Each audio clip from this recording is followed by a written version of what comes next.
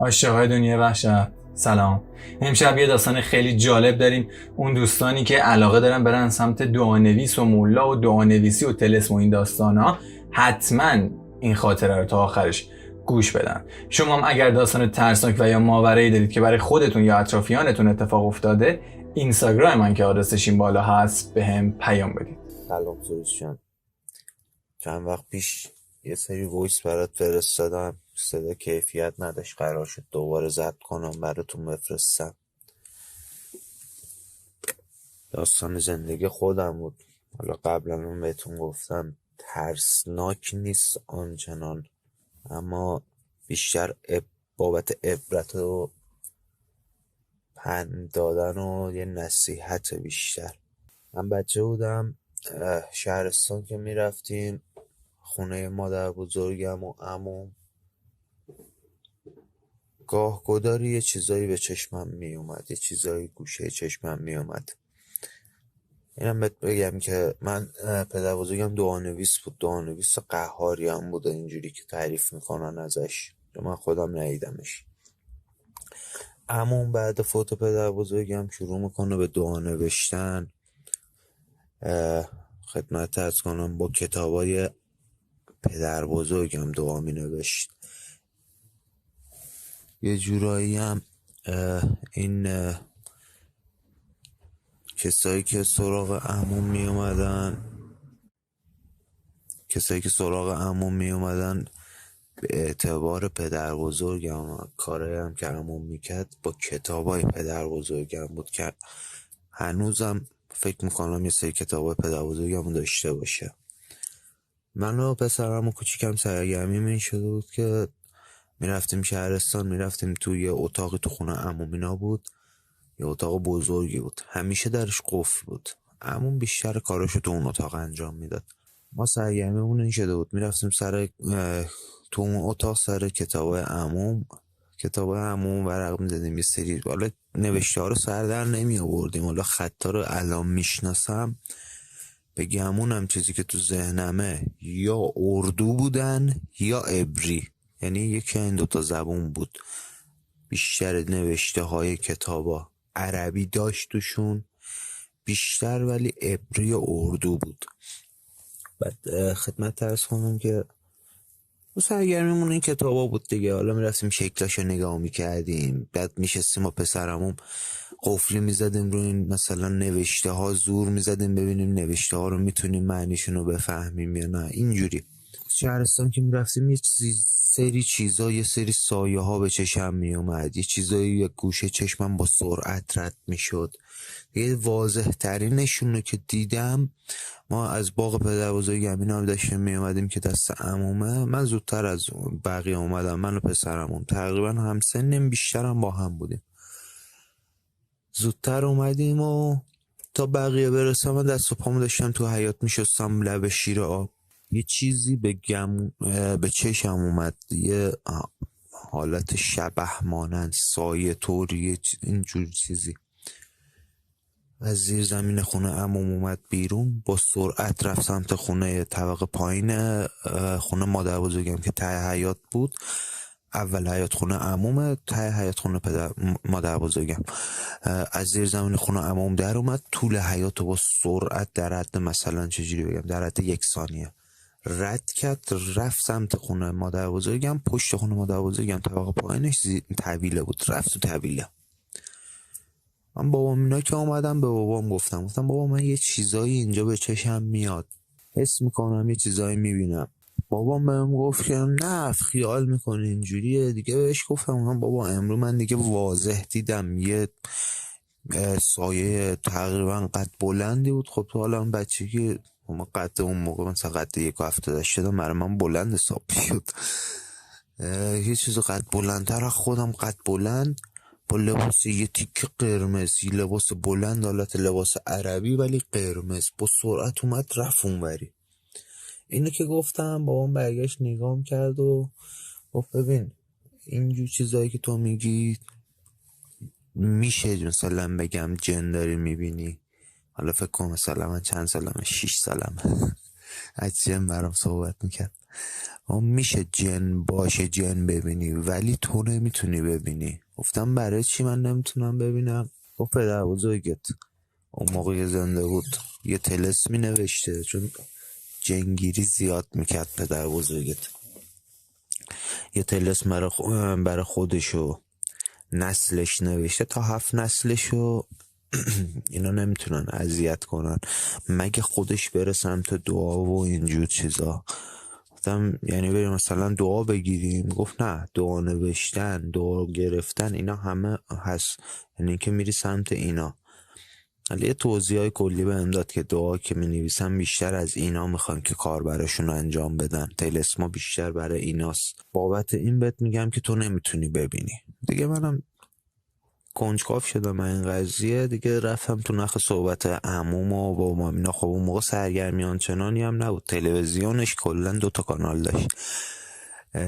بعد شب و کلا سرگرمیشون اینجوری بود که اینا خانوادگی، خب ما از تهران کرج جمع میشدیم میرفتیم 4-5 تا خانواده بودیم، عمه‌ام بودن ما بودیم، میرفتیم جمع میشن خونه پدر بزرگم. شبا دیگه هوا که تاریک میشد دیگه هر شب بساطمون این بود که اینا میشستن از خاطراتشون تعریف میکردن و صحبت و بگو بخند و اینا تا دور برای نصف شب. دیگه من رفتم تو نخ صحبت عموم، یه چیزایی از تو صحبت عموم شنیدم که مثلا سر به سر عموم میذارن، چون عموم خود گفتم دعا مینوشت. عمو بزرگم میگفت مثلا من از مسجد داشتم برمیگشتم خونه دیدم یه گوسفند داره دنبالم میاد. میگفت هر کوچه یه میرفتم این گوسفندم میپیچید تو همون کوچه و دنبالم داشت میومدم اینجوری. میگفت دقت کردم نه گوسفنده، یه گوسفند پروار قشنگ توپل، یه گوسفند نرم بود، قوچ بود، پروار بدون هیچ علامتی. تو روستا همه گلار همه گوسفنداشون علامت میزدن، یه گلش میکردن میدادن دست یه چوپون میبرد، حالا هر چند روز یه بار برمیگردن که اینا شیری میخوان بدوشن، گوسفند گوشتی میخوان، گوسفند میخوان ذبح کنن، گله برگرده هر چند روز یه بار برمیگردوندن. اما میگفت دیدم این نشونه چیزی نداره، رفتم سمت خونه همدن. گفتم این گوسفنده دنبالم میاد، اگه اومد رفتم تو خونه دنبالم اومد میگیرمش، یه علامت توش میذارمش بین گوسفنده، خودم نگهش میدارم. اگر هم نیومد که هیچی دیگه.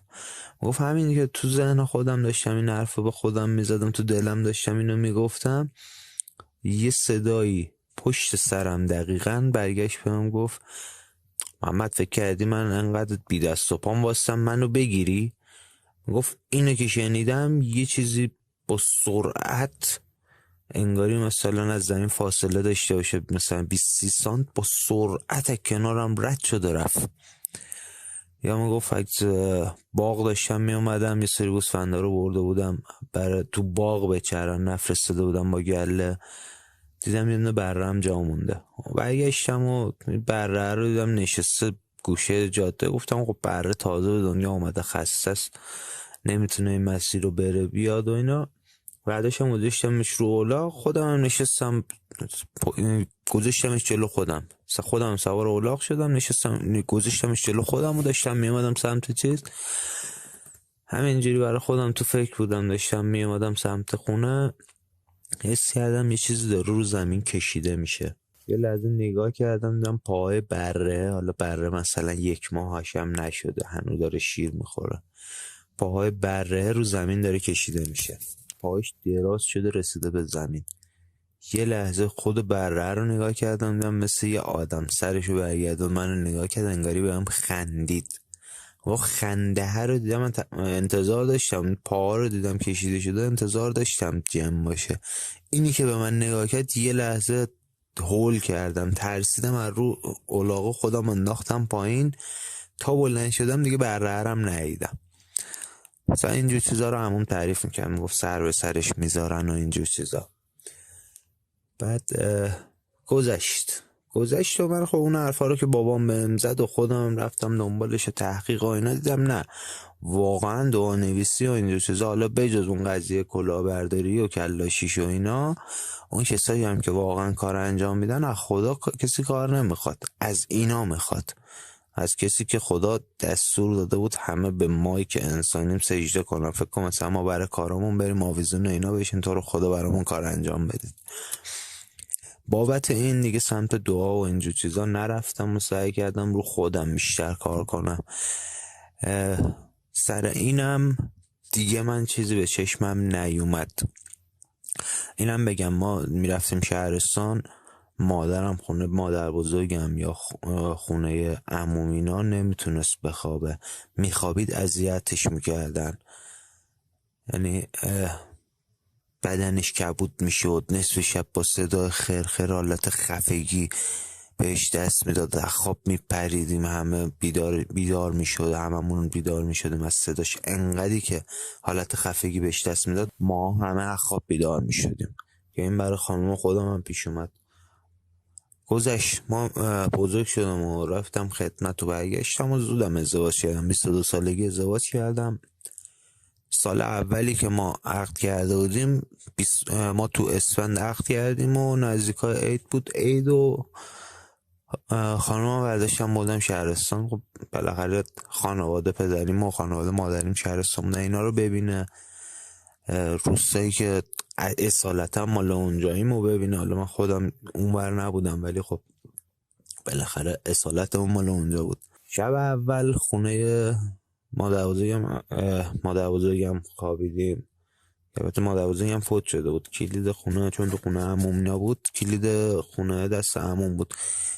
به عموم گفتم میخوام برم خونه مادر بزرگم بخوابم. بنده خدا چیزی هم نگفت، کلیدو داد بهم و با خانومم رفتیم اونجا تو اتاقی که مادر بزرگم میخوابید بخواب. مثلا رفتیم داخل، خانومم یه جوری شد. مثلا چیه؟ گفت خونه یه جوریه، میترسم از شب اینجا، هوا که تاریک شد خوف کردم از اینجا. یه ترسه رو داشت اون شبه، اونجا که بودیم نمیتونست بخوابه.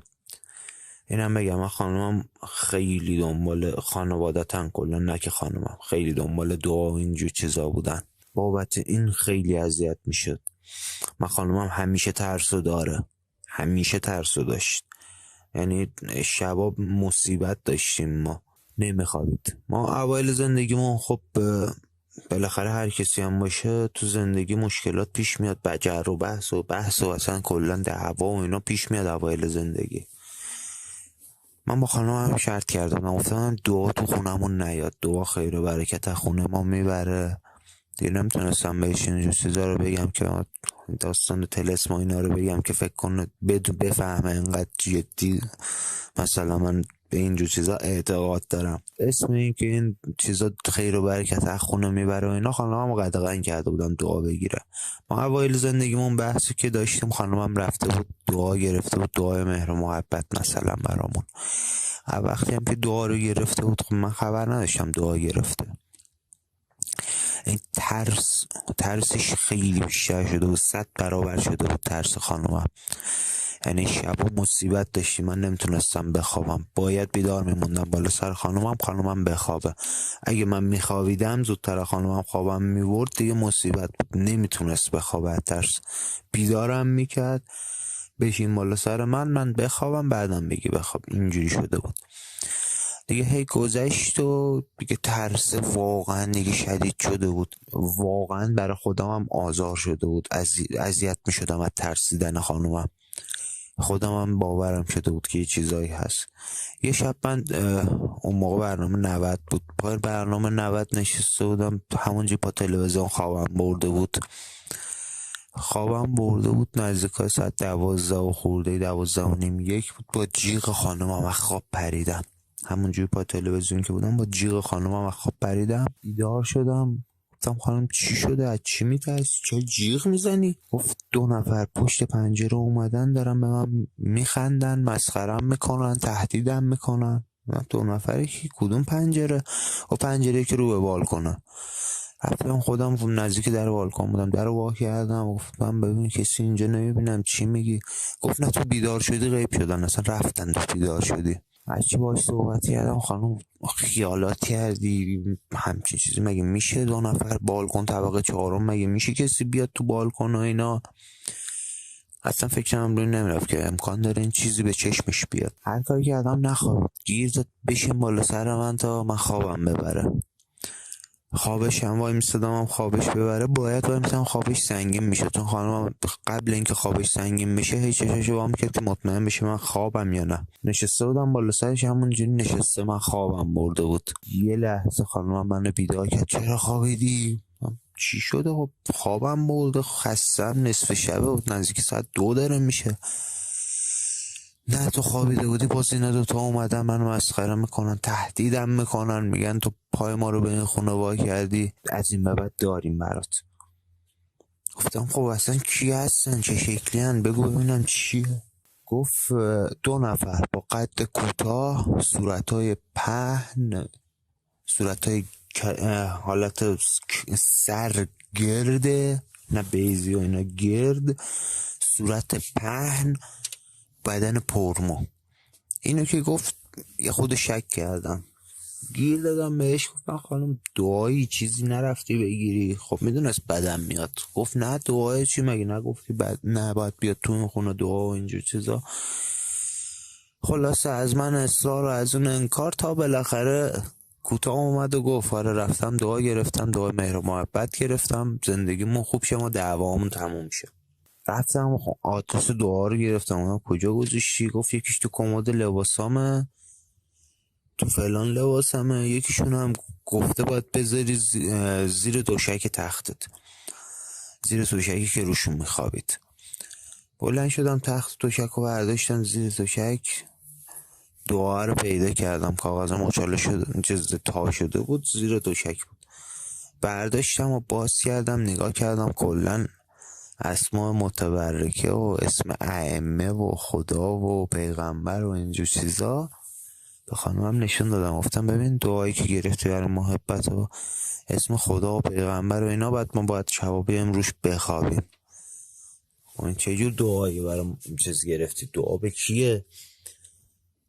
خلاصه این دعا رو خواستم ببرم بندازم تو آب روون که باطل بشن، چون شنیده بودم دعا رو که وقتی بندازی تو آب روون باطل میشه و تأثیرش از بین میره. دعا رو بردم، میخواستم ببرم چیز کنم، خانمم نمیذاش برم، گفت منو تنها نذار تو خونه، یا منم باهات میام یا نمیذارم تنها بری. خلاصه مطلب نصف شب خانمم به زور، خانمم با من اومد، بلند شدیم رفتیم این دعا رو، یه جو آب پیدا کردیم و کلن انقدر تو آب سابیدیم دعا رو که دعا کلن نابود شد. بعد چند روز ترس خانمم درست شد، کم شد، تقریبا 2-3 روز به بعد شروع شد دیگه، کلن دیگه ترس برطرف شد، دیگه ترسش خوب شده بود. ما زندگیمون همینجوری ادامه پیدا کرد و قبل اینکه من پسرم به دنیا بیاد، خانمم پسرم و باردار بود، بیاد یه دفعه، نمیدونم الانم بهش فکر میکنم چیزی به ذهنم نمیرسه دلیلشو بفهمم، اصلا کلا نسبت به هم سرد شدیم 2 تا آدم غریبه، یعنی 2 تا همخونه، فکر کن مثلا 2 تا آدم غریبه با هم دیگه توی خونه زندگی میکنن، مثل خونه دانشجویی ها، باز اونا دوباره رفاقته هست، یه مهر و محبت بیشتر از این چیزی که بین ما بود هست بینشون، یعنی در حدی که هیچ 2 تا آدم غریبه توی خونه زندگی میکنیم اینجوری. بچه‌م به دنیا اومده، چند سالی گذشت و همین منوال ادامه پیدا کرد دیگه. من یه شب مادرم اینا اومده بودن خونمون،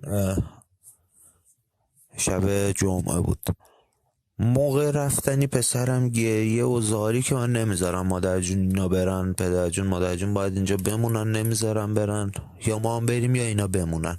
ما بچه 3 ساله. خلاصه به اصرار بچه مادرم اینا موندن و من صبح جمعه باید میرفتم سر کار، روز تعطیلم سر کارم، بعد میرفتم سر کار، لباس پوشیدم، دنبال ساعتم میگشتم، یادم افتاد شب قبلش من باز کردم ساعتم رو گذاشتم رو کابینت، رفتم ساعتم رو که بردارم دیدم زیر مایکروفرمون یه کاغذ تا شده کوچولو زیر مایکروفره، کاغذ رو برداشتم و باز کردم، دیدم بازم دعا. همه اینا رو بیدار کردم، مادرم، خواهرم، خانومم، البته پدرم رفته بود وای نستده بود، بیدارشون کردم دعا قضیهش چیه، این دعا رو کی گذاشته تو خونه من و دعا چیه تو خونه من و اینا. خلاصه زدم به قول معروف کولی بازی که از اینا حرف بکشم اینم دعا کار کیه. هیچ کدومشون گردن نگرفتن دعا رو. اینم برداشتم مثل قبلیه بردم سر به نیستش کنم و بعدها مادرم برام تعریف کرد که تو که رفتی من از خانمت پرسیدم گفتم قضیه دعا چیه، این پسرم به من شک کرده، به ما شک کرده که ما دعا آوردیم تو خونت. گفته بود نه پسرت اونجوری نیست که بخواد مثلا به کسی تهمت بزنه و اینجور چیزا. داره سوال میکنه بپرسه کار کیه. اگر شما هم پرسید من معذرت میخوام و اینا. دعا رو من خودم نوشتم. ما سرد شدیم نسبت به هم، زندگیمون یه جوری بیروح شده. حالا دقیق نگفته بود چقدر افتضاح رابطمون با هم دیگه. رفتم دعا گرفتم که زندگیمون درست شه. خلاصه همینجوری ادامه پیدا کرد. زندگیمون درست نشد و تهش سر یه بحث خیلی احمقانه و کوچیک. یعنی انقدر بحث کوچیکی بود که ارزش نداره. مثلا الان بخوام برای شما بگم وقت شما رو بگیرم. خلاصه مطلب رو بهت بگم که زندگیمون از هم پاشید. خانمم ول کرد رفت، من موندم و پسرم باید خونه رو عوض میکردم. رفتم وسایل خونه رو بسته بندی کنم، یه سریاش که مونده بود. یعنی حین اساس کشی ما خانمم ول کرد رفت. یعنی شما فکر کن مثلا خوش و خورم سر حال داری مثلا وسیله جمع میکنی خونت رو جا به جا کنی، یه دفعه یه بحث کوچیک در حد 2 دقیقه، نه که مثلا بحث طولانی، یه بحث کوچیک ول کرد رفت. من سر کار بودم تلفنی کلا 30 ثانیه ما مکالممون 1 دقیقه هم نشد. شب اومدم دیدم نیستش تو خونه. رفت نصف وسیله ها مونده بود رفتم بسته بندی کنم. این جمع کردن وسیله ها 2 تا دعای دیگه پیدا کردم تو خونه. یکی تو لباسش دوباره، اون یکی دیگه تو آشپزخونه قایم کرده بود. بین ظرف و ظروف تو آشپزخونه پیدا کردم. دعا رو برای عموم عکساشو فرستادم ببینم اصلا دعا چی ان. عموم خب یه اخلاقی داره، سر اینجور چیزا به آشنا جواب درست حسابی نمیده. چیزی ازش بخوای جواب نمیده، یا چیزی بپرسی میپیچونه تا جایی که را داشته باشی جوابی بهت نمیده که خودت بخیالش قضیه بشی دنبال اینجور چیزا نری. از سری قبلی که داستان قضیه رو برات فرستاده بودم اینا هنوز جوابی از عموم نگرفته بودم، ولی جواب درست نگرفته بودم. ولی این سری کامل بهم گفته چیه قضیه.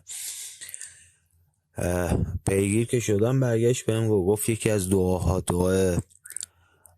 به گفته خود عموم، چیزی که عموم گفت دعای زبون بسته، که یعنی تو زبونت بسته باشه جلو خانمت و خانوادش، که اسمم تو دعای هست، هم اسم من هم اسم مادر خانمم، خواهراش، برادراش، خود خانمم.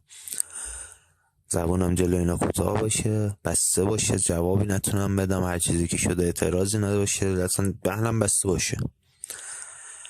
اون یکیشم دعای طلسم گردنامه عموم گفتم گردنامه یعنی چی؟ گردنامه من شنیدم دعایی که مثلا کسی که چیزی گم کرده ای داره میگیره. گفت نه گردنامه اون نیست. گردنامه یعنی این که تو زندگیت بشه مثل حالت معذرت میخوام این مثال میزنم، چیزی که عموم بهم گفت مثل آسیابا قدیمی که یه اولاغی اسبی شطوری چیزی میبستن به آسیاب، فقط دور همون آسیابه قول همون محوره میچرخید. تو هم زندگیت اونجوری بشه، یعنی هرچی بدوی توی مسیر دایره باشی، جایی نرسی، هرچی میدوی برگردی جای اولت. که واقعا هم همین جوری شده زندگی من، شده بود، حالا الان خدا رو شکر بهتره.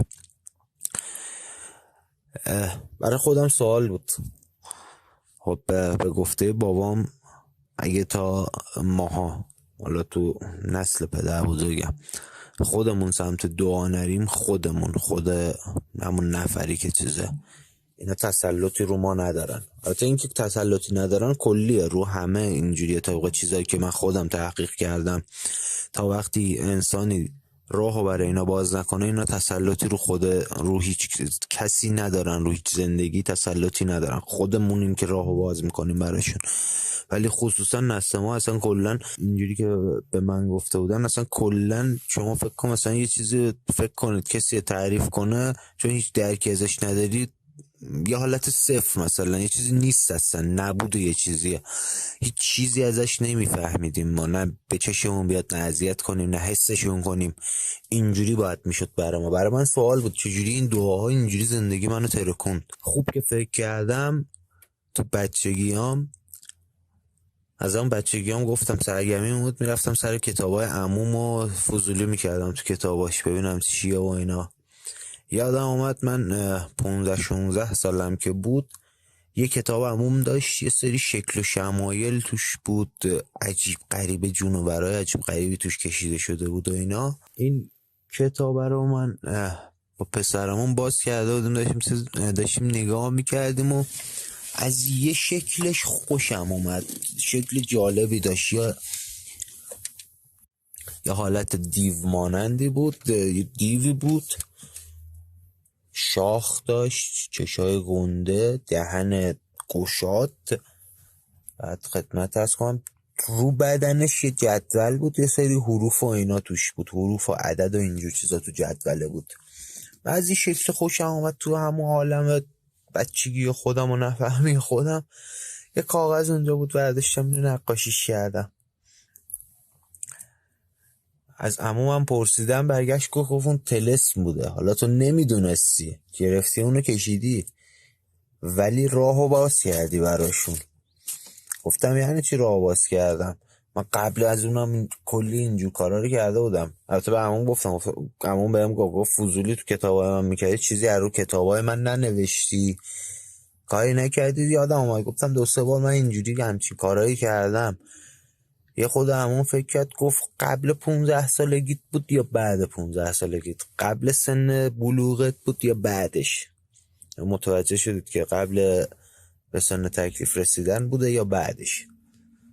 به خود فکر کردم، گفتم والا آخریش فکر کنم بعدش بود، که گفت همونه، تو قبل از اون هر کاری انجام میدادی به حساب این که سن تکلیف نرسیدی و کارات رو ناآگاهیه تأثیر رود نداشته، ولی اگه بعد چیز بوده خودت راهو براشون باز کردی. گفتم خب همون الان 33 سالمه، اون موقع 15 سالم بود، این وسط میشه 18 سال، تو این 18 سال چرا چیزی نبوده؟ خب اولش که این 18 سال که میگی چیزی نبوده، خب تو زندگیت این هم اتفاق افتاده، اینا چی بوده پس؟ یک.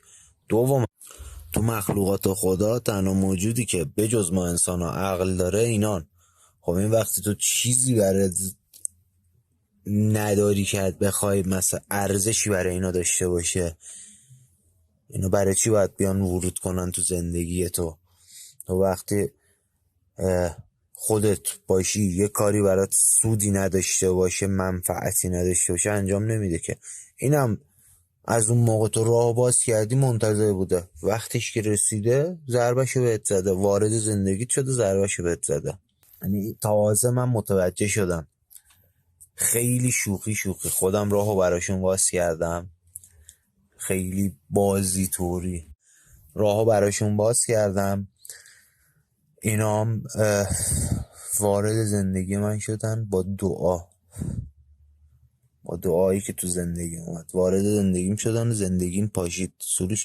هنوز من خودم هیچ دلیلی پیدا نکردم. من 3 روز پیش دادگاه حضانت بچه‌م بود، 1 ساعت و نیم با خانمم بعد دادگاه داشتیم صحبت میکردیم بدون اینکه هیچ مشکلی داشته باشیم. 2 تا آدمی که بخوان ازم جدا بشن، خودت دیدی چقدر جنگ و دعوا بینشونه. خیلی عادی با هم دیگه داشتیم صحبت میکردیم که حتی منشی دادگاه اومد بیرون، ما رو دید، گفت شما الان داخل بودید برای حضانت بچه داشتید چیز میکردید، دادگاه بودید، بیرون اینقدر آروم دارید با هم دیگه صحبت میکنن، اینقدر خوب با هم صحبت میکنن، من الان 10 دقیقه است واسطم دارم نگاهتون میکنم، چرا شما کارتون داره به طلاق میکشه؟ خانمم حرفی که به من زد، گفت دوستت دارم، زندگیم هم دوست دارم، ولی نمیتونم تحملت کنم.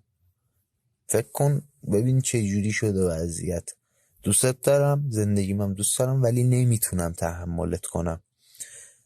من حاضرم از بچم بگذرم، ولی طلاقمو بده. ببین دیگه خودت حساب کنی چی شد زندگی من. من تا دیروز خب حرف خانومم، بچه پیش خودم بود، خب برای حضانتش ما رفته بودیم چون زیر 5 سال حضانت میرسه به خانومم. بهم گفت اصلا بچه رو نمیخوام، بچه پیش تو باشه، فقط گاه گداری میام میبینمش. دیروز من خانومم بهم زنگ زد، بچه رو اگه میتونی شب بیار پیش من بمونه، بیار پیش من خودم زیاد راضی نبودم. بهانه آوردم، دیر میام از سر کار، بچه خسته است، بچه رو جز میکنم، حالا سر یه فرصت دیگه میارم، یه روز دیگه میارم و اینا. چیزی نگفت قطع کرد. شب اومدم خونه، بچه منو کلافه کرد. نشسته بودم داشتم بچه رو، خب من خیلی دوست دارم بچه رو، کاراشو بشینم نگاه کنم، یعنی سرگرمی مینه، میشینم برای خودم، بچه بازی میکنه، کارتون نگاه میکنه، نمیدونم هر کاری میکنه، میشینم نگاهش میکنم. مثلا عشقم این بچه است دیگه. داشتم نگاهش میکردم، داشت بازی میکرد، رو مبل نشسته بود، داشت برای خودش بازی میکرد. یه دفعه رفت تو فکر، یه خورده رفت تو خودش، یکی دو دقیقه گذشت، یه دفعه بلند زد زیر گریه. همین الان منو برد و ببر پیش مامانم، من مامانمو میخوام، چرا مامانم نمیاد اینجا؟ گفتم خب الان بریم دنبال مامانتو برداریم بیاریم خونه. نه مامانم نیاره اینجا، منو برد و ببر پیش مامانم. شاید الان فکر کنیم مثلا خب بچه سلش برای مادرش تعیین میشه اینجوریه و اینا، ولی الان 60 خورده روز مادرش نیست، ول کرده رفته تنهامون گذاشته.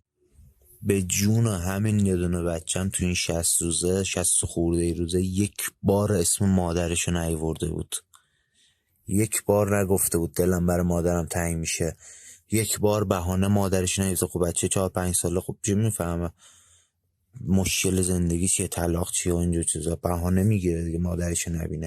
تو این 60 خورده روز اسم مادرشو نیاورده بود. دیروز که خانمم اسمشو آورد، من بهانه آوردم و گفتم یه روز دیگه میارمش. چند ساعت بعدش که من اومدم خونه پیش بچه تو 2 دقیقه نشد، تو 2 دقیقه زیر و رو شد. خب 100% خودتونم میدونید طبیعی نیست. خلاصه سرتون رو درد نرم، اینا همه رو تعریف کردم به این حرف برسم. خواهش میکنم هر مشکلی تو زندگیتون پیش میاد سمت رمال و دعانویس و اینجا چیزا نرید. شما فکر کنید که راهو برای یه قاتل حرفه‌ای باز میکنید که میاد زیر نظر میگیرتتون، نگاه میکنه، تو موقعیتش پیش بیاد، موقعیت مناسبش که پیش بیاد دیگه رحمی بهتون نمیکنه، یه جوری نابودتون میکنه که خودتون نفهمید چی میشه. زندگیاتون رو بی خود سر دعا هدر ندید. چیزی اگه خود شما میخواید تو زندگیتون گره‌ای از خودتون از خدا بخواید، خیلی بهتر از اینه که تا برید پولتون و اعتبارتون و زندگیتون رو بذارید برید برای یه آدمی که نمیدونید چی کار میخواد کنه برای زندگیتون. برید دعا بگیرید که بعدش خدا میدونه چی بشه. من با خانومم صحبت کردم، این 2 دعای آخری که جفتشون مشکل بودن و طلسم بودن، یکیشو گفت دعای زبون بست و من خودم گرفتم، خبر داشتم، ولی اون یکیشو قسم میخورد، گفت اون یکیشو من گفتم دعای طلسم مهر و محبت میخوام، نه دعای گردنامه.